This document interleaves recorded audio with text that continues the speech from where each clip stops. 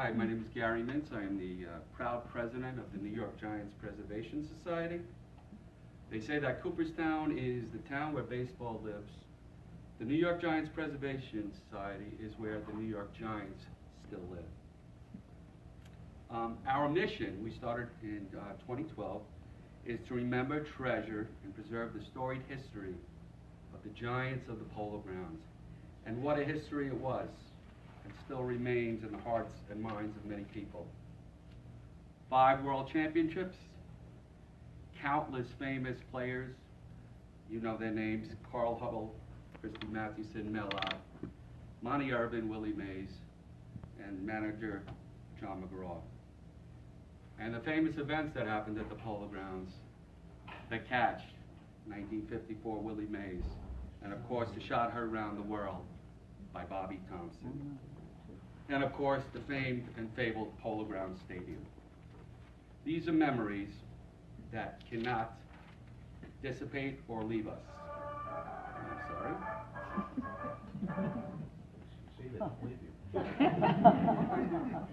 There's absolutely no reason for the memory of the New York Giants to fade away, even though the team has not played in New York since 1957. With the New York Giants Preservation Society, we hope to keep this tradition alive and well in the minds of younger fans who are just getting into baseball, and the older fans who have still love and relish the game. So the New York Giants Preservation Society there is now the home for so many fans who have lost their beloved team that resided in New York City from 1883 to 1957. Our organization has done a lot. First of all, we have 3 websites. We have our main website that we started. We have a Yahoo page where people could post pictures, and then we have a Facebook page. And the Facebook page is running about 1,950 followers. When I first started, I was hoping to get 30, because then they start computing stats and stuff, and it just keeps growing. Willie Mays celebrated his 88th birthday, and somehow we got 40,000 views on it, which was mind-boggling. We hold meetings 3 or 4 times a year in New York City. At first we started at the Bavino Baseball Clubhouse, and Jay Goldberg is in the audience. Jay, you're a Hall of Famer, and Jay always allowed us to use his facility. He has moved on to bigger things. So right now we are residing at Affinities, which is a local it's a fan, Go bar. ahead, call it what it is. It's a dive. It's a sports dive for San Francisco-based fans. By the way, this is Perry Barber, a member of our society and a Hall of Famer. Her picture is on the 2nd floor here. Perry, so nice to see you. We have started a new relationship with Affinities. We've had a couple of meetings there. And despite it being a bar, a dive bar, we have many people have come, and you'll see some pictures showing that later. So, who am I? I am a 58-year-old lifetime San Francisco Giant fan who earned his fandom and love from his dad. I have women in my life. My wife Mandy's here. I have 3 daughters, a grandchild on the way, and other members of my family who've tolerated my nonsensical Giant fandom over all these years. I'm also a New York City school teacher. Love American history, so this is just a great tie-in for this. I was a presenter here in 2016. I write mock trials, and I wrote 6 about baseball. And the symposium was kind enough to select me, and I am so happy to be back. And now my passion, before ending up my school career, is this society that I run. It is a lot of time and effort put into it, and I truly do love it. And the main reason I got involved in this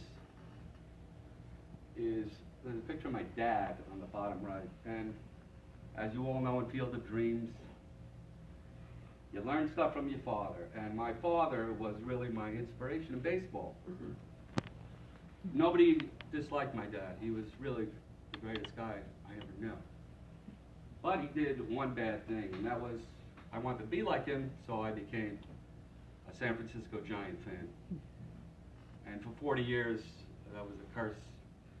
And then finally in 2010, somehow they won the World Series, and now they won in 2012, 2014, and now it feels like we're paying the devil here because the Giants are just, they are a mess. Anyway, when they won the World Series in 2010, when Nelson Cruz struck out, all the nonsense went out of my head. I was happier than a pig, and you know what. My dad took me to my first game at Shea Stadium, 1969. Classic 14-inning game. Juan Marichal was pitching, 0-0. Gary Gentry pitched 9 innings, and Marichal pitched 14 innings. And in the 14th inning, I was 8 years old, and I asked my dad, could you take me to the bathroom? He said, no. Your brother will take you. So my brother took me. We went to the bathroom, and inside of the stall, there was a roar. My brother grabs my arm, we get out, you see the field, and Tommy Agee, rounding third, home run. My brother never let me forget that, let me tell you. Anyway, back to my dad. I never really asked him that much about the New York Giants because they didn't play in New York anymore, but he always spoke, and he would just say stuff that out of nowhere. Bill the Cricket Rigney, he would say. Bobby the Flying Scott Thompson. Alvin Blackie Dark. Monty the Orange Cutie Irvin. And he would always call the Polo Grounds the PGs. That's what he called the Polo Grounds. And other things. He would throw like Hoyt Wilhelm. He'd show the grip and the Mel Ott with the lifting of the leg. And all this stuff stuck in my mind, but just not enough that I would ask him questions because I was too young. And by the time, he passed away in 2003, so he didn't get to live any of these great memories that I'm going to be telling you about and things that this society has accomplished. So I'm going to start with that. We have a really good relationship with the San Francisco Giants. There are some buttons there that they made, and if anybody still follows the Giants, they have a marketing motto, Forever Giant. And there's some nice buttons with the New York Giant logo and the San Francisco Giant logo. Feel free to take one if you'd like. Anyway, the Giants, when they won the World Series, decided to honor their past. So in the Januaries following the World Series, they had these private luncheons for us, brunches for us, I should say. And you can see the top couple of pictures, my family, and we're all happy because I don't think we'll ever be doing that again. And we have also gathered some money through donations and dedicated it to the Junior Giant Society. We wrote a check, I think it was for $600.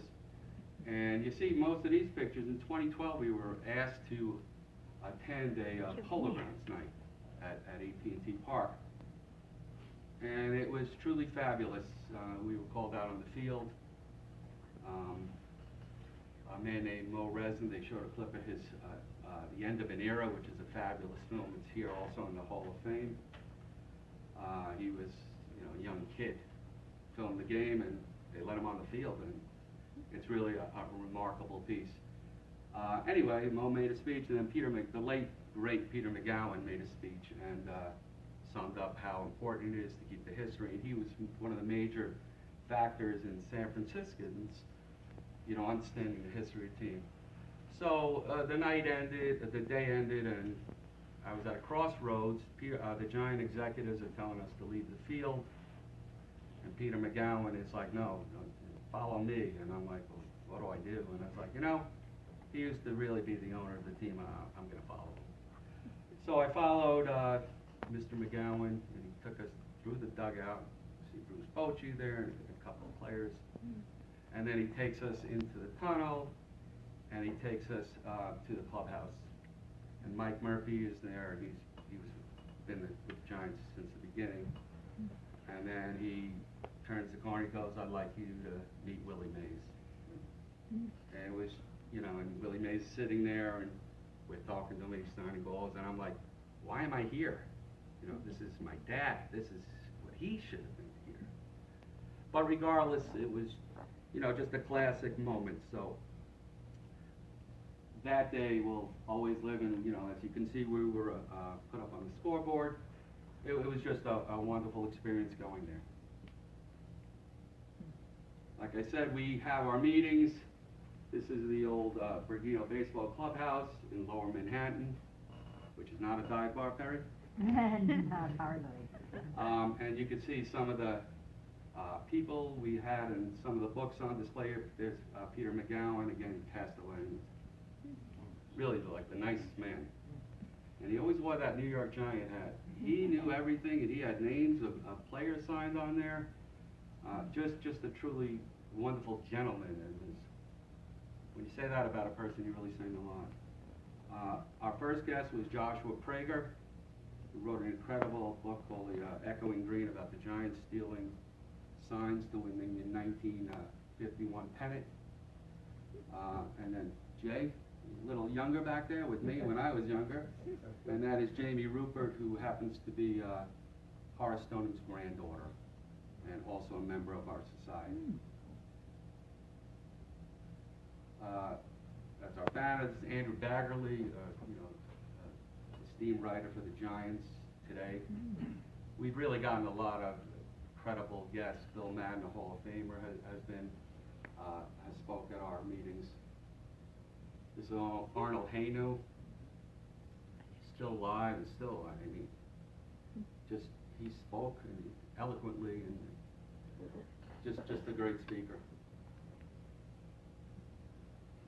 More of Jay's store. This is the video I was referring to, the end of an era. There's a copy of it over there. Anything at that table, you could take a look. There's some programs, there's a Monty Irvin card and some business cards you could look at. And of course those buttons. This is our new home at Finnerty's. This gentleman's name is Lincoln Mitchell. He wrote a really good book on the Giants. The top right, we honored Monty Irvin's 100th birthday. We got in touch with his daughters. One lives in Texas and the other lives in New Jersey. She couldn't make it, but she sent me a letter, and it was a beautiful letter that I read out loud to the members who showed up. We usually get about anywhere from 25 to 45 people at each meeting. It really goes nice. Finnerty's also somehow has this authentic New York Giants National League Championship pennant that they tried to give the Giants. They said the Giants refused or didn't want it, so they have it in like a room, I guess special air conditioned so it doesn't get yellowed, and it's really, when some of the men saw that, they were in awe. And another thing, you know, when we was talking about Willie Mays and coming to these brunches that we had, I mean, a lot of the fans of the San Francisco Giants still love the Giants because of Willie Mays. I mean, they're 80-year-old men. He walks in the room and they're like crying, and I felt good. Not that they were crying, that they got to see their hero. That you know, maybe they never got to see him before, and he's not 25 or 35, but to them, in their eyes, he is 25 and 30. And the hat is flying off his head when he's going round a base or catching ball. This is a Nike organization had a charity run, and they asked us to be there. You can see some of us in the front row. They started out and they ended at, this is the famed John T. Brush Stairway. This is the last real remnant of the Polo Grounds. the Giant, any team that associated with the Polo Grounds who played there, the Jets, the Mets, the Giants, they all donated some money, and the stairs were fixed to resemble what they used to be. And there was, I'll get to the ribbon cutting ceremony. But this led from, it's called Coogan's Bluff because there's a big hill, and the fans would come down into the stadium and go right to the ticket booth, and then go into the stadium. They really did a splendid job there. And here is the ribbon cutting ceremony that I was asked to attend. This is Stacy Slaughter, one of the Giant executives. I don't know if anybody recognizes this man here. Most women would really like him, or did like him. That's Lee Mazzilli, the former Met. He came by, and it was really a beautiful thing. We were also asked to attend Carl Hubble Day in New Jersey at his home. Again, they put on a really nice show that day, and we're getting calls, hey, could one of you come down and speak on behalf of the group? And it's just a really nice thing to remember and honor a great picture and a great past.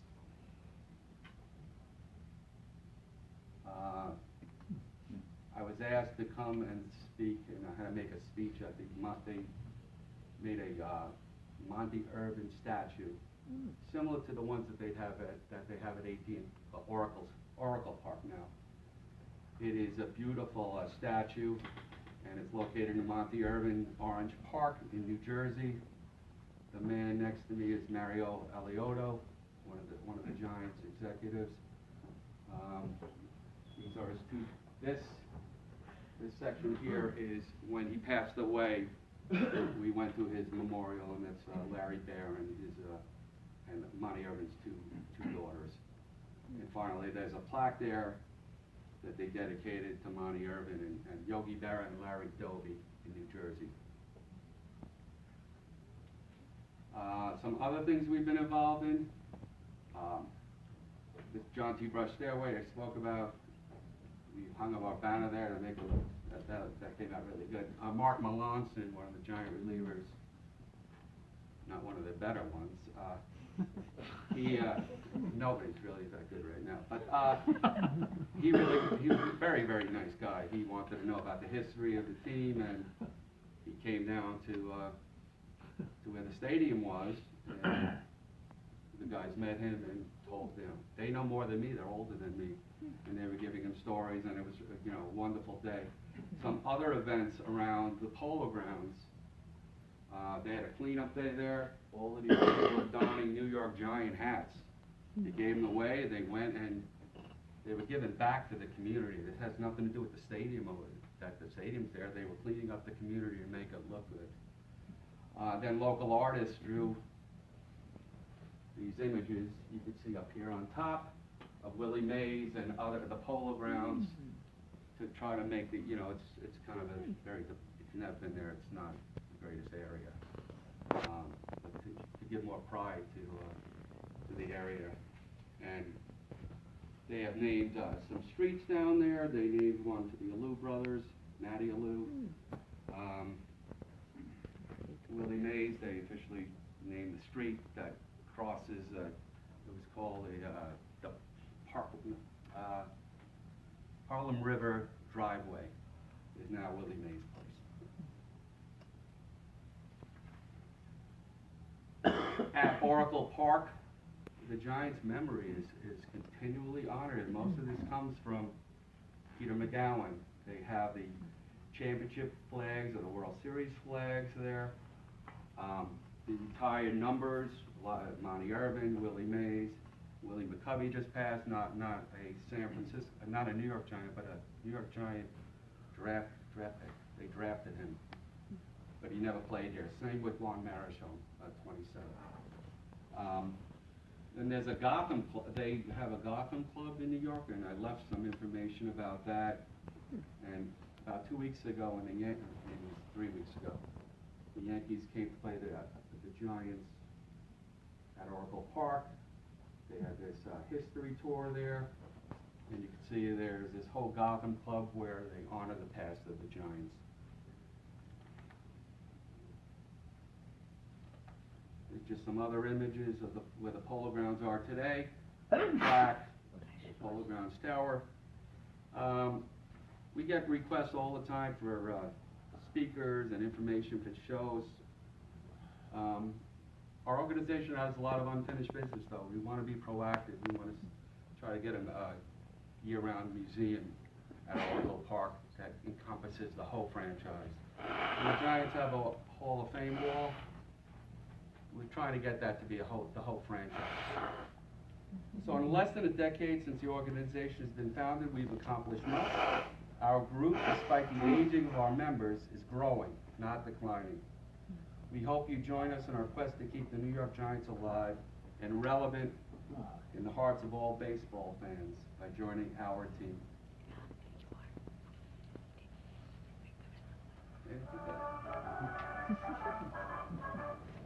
Thank you very much.